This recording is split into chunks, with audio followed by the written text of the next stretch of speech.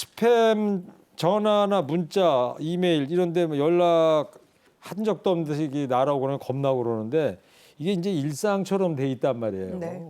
1년에 신고되는 건수가 얼마나 돼요?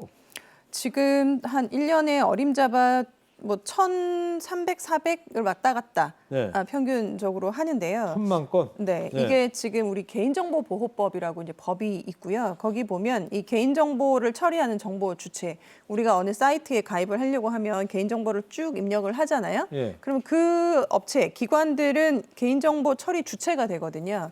그러니까 이 사람들은 개인정보가 유출됐을 때 신고를 해야 되는데, 그래서 개인정보보호위원회에 신고된 건수를 통계를 내봤더니 지금 보시는 것처럼 뭐 2018년도에는 18년에는 한 1,300만 건 정도 되는 19년에 거죠. 1,400만, 네. 작년에 1,200만, 올해는 올해- 8월까지 700만 건인 정도인가요? 네. 그래서 한 3년 반을 봤더니 4,600만 건 이렇게 된다는 거죠.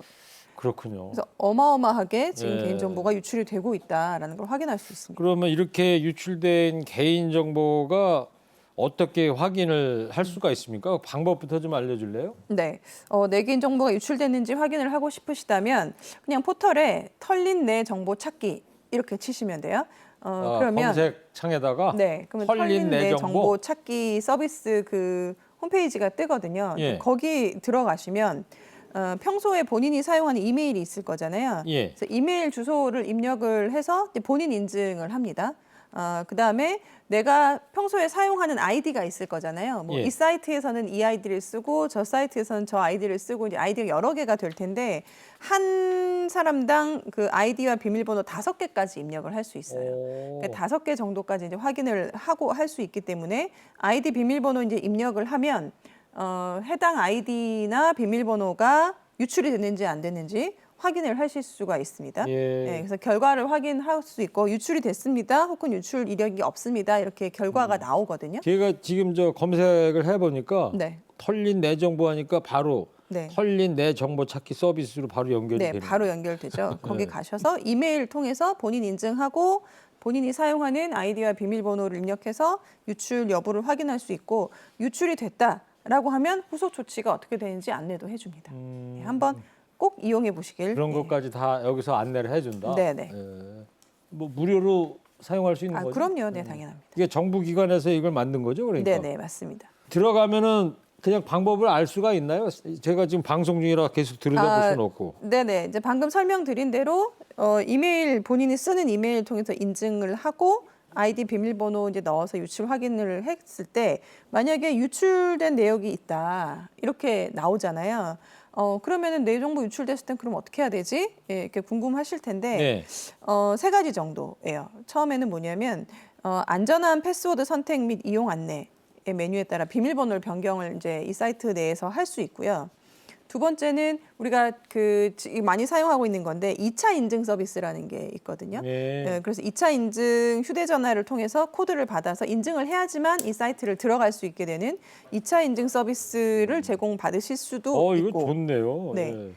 사실은 제가 어디에 가입했는지 다 모르는 경우 많잖아요. 그렇죠. 네, 그래서 이제 어디 사용하지 가입해놓고 않는. 또 잊어버리죠. 비밀번호 뭐 아이디 네. 잊어버려가지고. 네, 그리고 가입해놓고 사용하지 않는 것들도 굉장히 많으실 거예요. 네. 그래서 사용하지 않는 웹사이트를 한 번에 회원 탈퇴를 할 수 있는 서비스가 이 있습니다. 생긴 지가 얼마 안 된 거예요, 그러면 이게? 네네, 맞아요. 오. 그래서 2차 인증 휴대전화를 통해서 코드를 받아서 인증을 해야지만 이 사이트를 들어갈 수 있게 되는 2차 인증 서비스를 제공받으실 수도 이거 있고. 좋네요. 네. 예. 그다음에 사실은 제가 어디에 가입했는지 다 모르는 경우 많잖아요. 그렇죠. 네, 그래서 이제 어디 사용하지 가입해놓고 않는. 또 잊어버리죠. 비밀번호 뭐 아이디 네. 잊어버려가지고. 네, 그리고 가입해놓고 사용하지 않는 것들도 굉장히 많으실 거예요. 네. 그래서 사용하지 않는 웹사이트를 한 번에 회원 탈퇴를 할 수 있는 서비스가 이 있습니다. 생긴 지가 얼마 안 된 거예요, 그러면 이게? 네네, 맞아요. 오. 그래서 여기 보니까 유의사항 및 안내, 개인정보 수집 이용 동의 뭐 쭉 있네요. 그러니까 그렇게 사용자 인증하고 뭐 그러면은 금방